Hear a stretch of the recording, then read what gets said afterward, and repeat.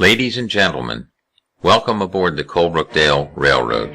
This informal video presentation will look at the railroad, its history, and suggest some possibilities for its future. Few institutions have been more influential in shaping the American identity than the nation's railroads. More than mere crossroads of commerce, America's railroads have literally and figuratively determined where we as a nation are going and how we got there. Just as their presence is an integral part of our physical landscape, the railroads are intertwined with the landscape of our cultural memory. Few machines fire the imagination more than the train. The fabled iron horse has come to symbolize the uniquely American combination of uncanny ingenuity, abiding optimism, hard work, and awesome achievement. Across the nation, creative groups of enterprising buffs have harnessed this unique spirit, powering tourism and community development. These great engines of the past have become engines of economic opportunity. Few railroads in the Northeast can boast the history, beauty, and ecological diversity of the Coalbrookdale Railroad. Stretching from Pottstown to Boyertown in southeastern Pennsylvania, the scenic Coalbrookdale Railroad is closely associated with places, people, and events central to the earliest iron-making history in the American colonies. Their stories of local and national import, unfolded along the Coalbrookdale's right-of-way and can be heard in the whispers of the tall trees that canopy its course to this day. Sheltered by the hidden valleys of the Manitawny and the Ironstone, known only to the great blue heron and white-tailed deer who call them home, the Coalbrookdale offers a trip into another world seemingly lost in time. Chartered in 1853 by the Pennsylvania legislature, the Civil War slowed the Coalbrookdale's construction. Soldiers home from the war hastened its completion in 1869, just 4 months after the last spike was driven on the Transcontinental Railroad. That momentous event played heavily on the raucous ceremonies accompanying the Coalbrookdale's inauguration. On September 6, 1869, a locomotive named the Bee made the first trip from Pottstown, arriving as the local marching band played Hail to the Chief. The drifting pattern of smoke against the sky was moving slowly this way, while the 1,000 Boyertown area folk trampled the new-cut grass of the railroad yard still further. Their wait seemed forever, but the reason the steam locomotive with its 2 passenger cars and baggage car took so long was the repeated waits at way stations so everyone might cheer the glistening new equipment. As a matter of fact, its 94 passengers had left the cars at Manitawny Station, Ironstone, and again at Coalbrookdale to put on an acrobatic exhibition for the waving crowds standing at trackside and crowding every barn roof in their excitement. People crowded around the platforms and greeted the arriving passengers with as much fervor as if they had just arrived by the through line from San Francisco. Some of the more enthusiastic of the crowd carried off the newly landed passengers on their shoulders. Silk hats suffered martyrdom in the ardor of the reception. Berks and Schuylkill Journal, September 11, 1869. As we retrace the route of that first train back to Pottstown, consider the possibilities this treasure from the past holds for historical and recreational tourism and the development of Pottstown and Boyertown gateways. Think about the educational possibilities, opportunities to teach in a dynamic way how the early industry, labor struggles, and folkways that unfold along the Coalbrookdale touch our national story, and the ways in which the line's resurgence can teach us about our environment and our stewardship of historic resources. We approach Boyertown, current terminus of the line. We have just come off a bridge built in 1924 by Pottstown's Shoemaker Bridge Company. Behind us is Bechtelsville, Eschbach, and Bartow. Industries for which Boyertown is famous grew up along this stretch of railroad, including the Boyertown Carriage Works and Union Manufacturing. Railroad caboose stoves cast by Union Manufacturing could be found traveling on the ends of freight trains all across the United States. We approach the Reading Avenue crossing. To the left is Durango's, formerly the Mansion House, a popular hotel for rail travelers. A hand-operated gate once protected this crossing, and the Coalbrookdale provided a little shelter next to Durango's for the operator. We approach the former site of the Boyertown train station. The Boyertown station was witness to a history more dramatic than its modest canopied facade might suggest. On January 13, 1908, the great dust-laden curtain on the stage of the Boyertown Opera House caught fire. Within minutes, the Opera House was entirely engulfed in flames. About 10 p.m., Boyertown fire officials placed a call to the Goodwill Fire Company of Pottstown. Goodwill loaded up their steam pumper, fire truck, hose cart, and 50 firemen onto the Coalbrookdale Railroad, arriving at the Boyertown station at 11:30 p.m. to assist with the blaze. But they were too late to save those inside. It had taken only 10 minutes for the screaming inside the building to stop. The next morning, the charred remains of 170 people were found among the smoldering embers just inside the Opera House doors. Crowds rushing to exit the blazing building had pushed forward against the inward swinging doors, preventing them from being opened. The fire captured national attention, and funeral directors from as far away as Philadelphia began arriving the next day to the Boyertown station. On Sunday, January 19, 1908, special Coalbrookdale Railroad trains brought 7,000 people to a service for 25 unidentified victims of the fire, who were interred together in a mass grave on a hill overlooking the station. The Opera House fire gave rise to the enactment of new, comprehensive fire codes across the United States.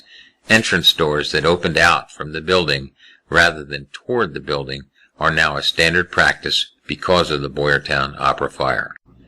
A shortage of caskets after the fire helped to grow another iconic Boyertown industry, the Boyertown Burial Casket Company.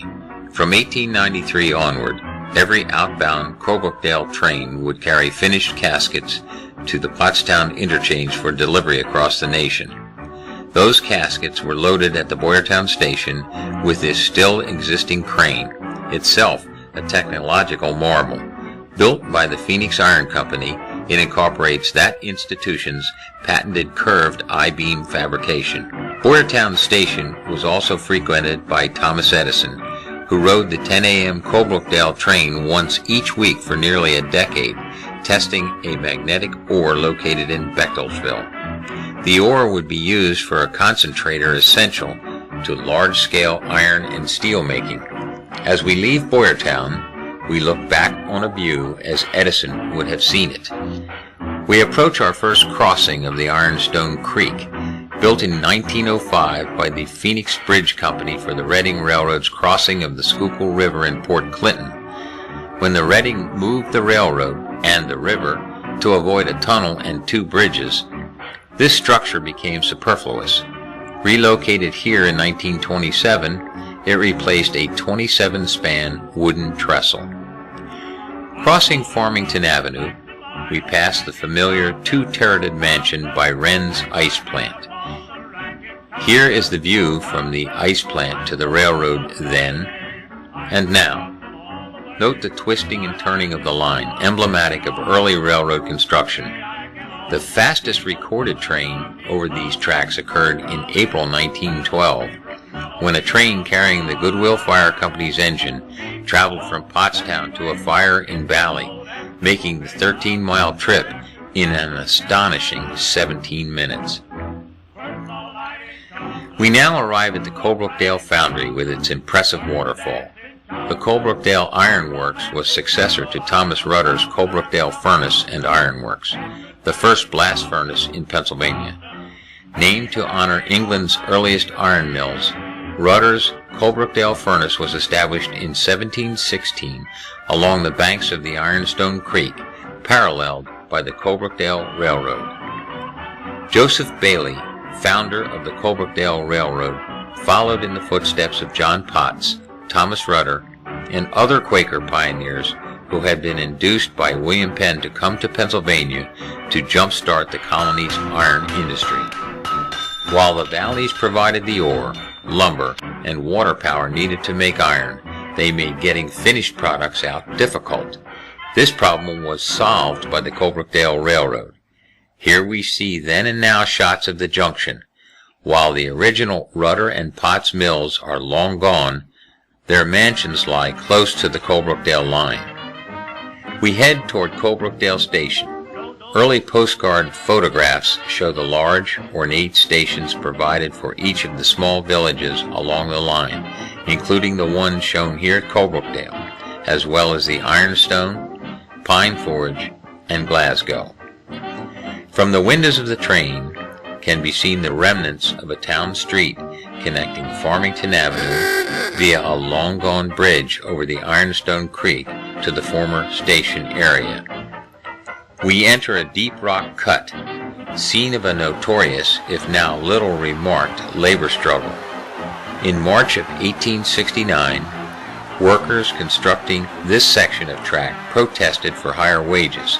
They were ultimately successful, earning 25 more cents per day for a total of $1.75 daily, but were forced to work an hour longer each day in return, thus working an 11-hour day.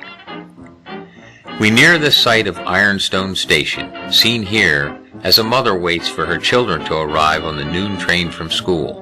The Coalbrookdale was the primary transportation for school children along the line.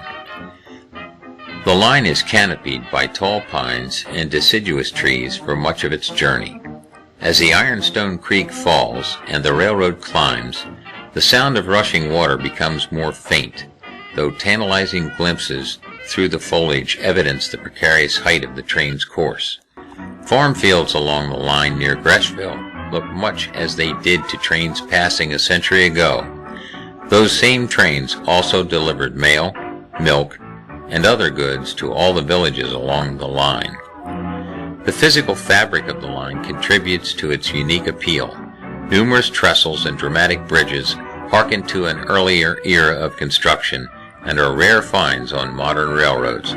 The view from the Red Shale Road crossing seen here is impressive as the stone and steel structure towers over the highway.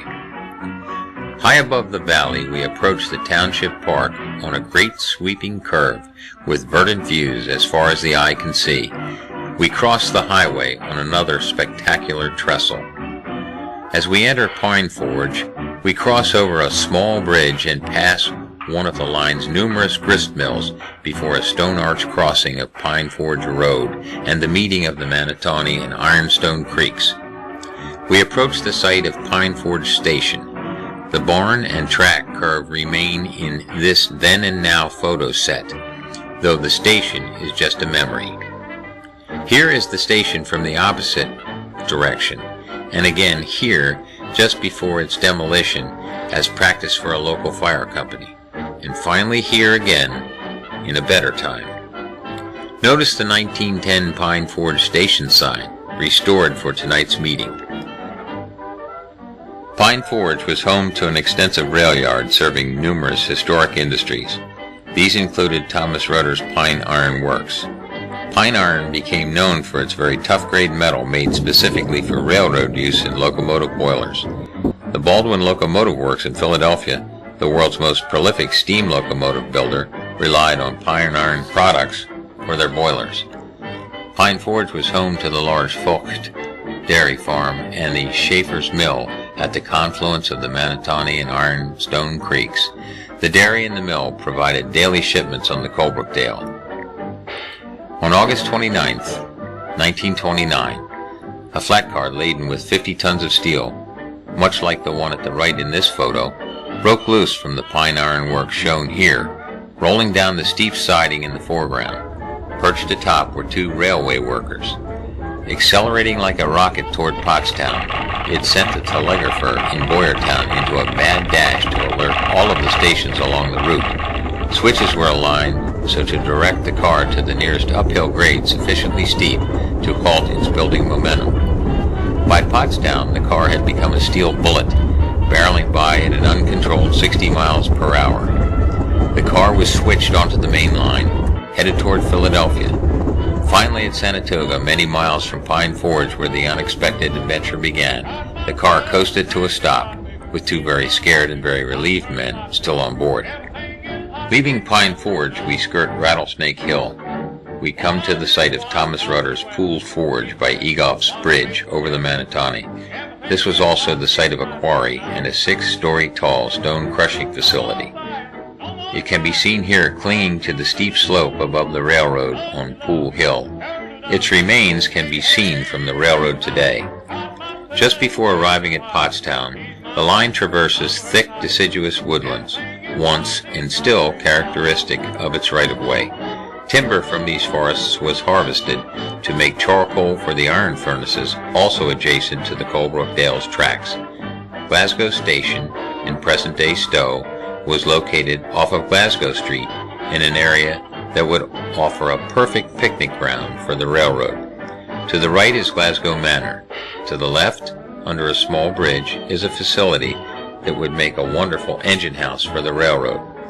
Leaving Glasgow, we hug the Manatawny before crossing Route 100. As it begins to rain, we arrive at Manatawny Park and pull to a stop at Pottsgrove Manor. Home to Ironmaster John Potts, it is a fitting destination for this iron-bound journey into the past. Just ahead is the Coalbrookdale's final bridge, a 1908 connection to the Reading Railroad, shown here at the upper right. The first iron bridge in America was produced very near the Coalbrookdale's connection to the Reading in this location. The Coalbrookdale is an underutilized resource for our area. In a time when much of our region begins to look like everywhere else, we compete for investment on the basis of what makes us unique. We owe it to ourselves and our future to capitalize on resources like the Coalbrookdale. We should look to coordinate trips on the railroad with community events in Pottstown and Boyertown. Special events on the railroad, such as Santa Claus arriving in town by steam train and Easter Bunny runs, will also bring people to the area. We will need to explore how the Pottstown and Boyertown terminals can be transformed into gateways, with retail and food options for passengers and a community gathering space for locals. Such a space could provide for concerts, a community holiday display, and a starting point for carriage tours. Tourist railroads elsewhere in our area serve as successful examples and inspiration for the future.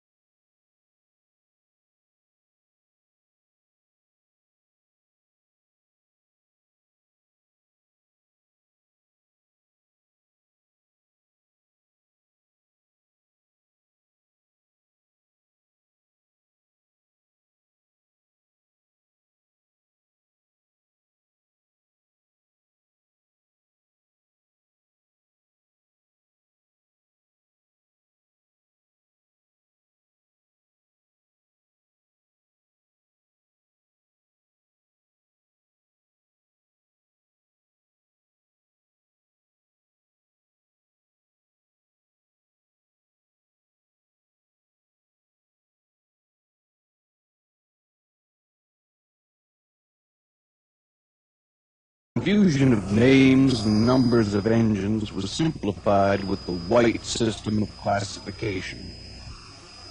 This took its cue from the number of guide wheels, drive wheels, and trailing wheels.